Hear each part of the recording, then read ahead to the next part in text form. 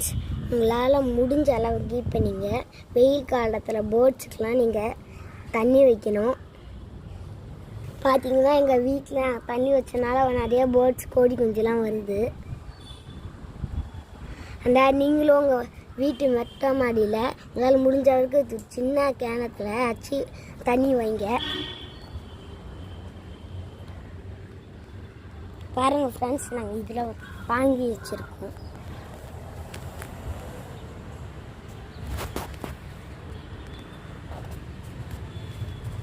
உங்களால் முடிஞ்ச அளவுக்கு நீங்கள் எப்படி வேணாலும் வைக்கலாம்.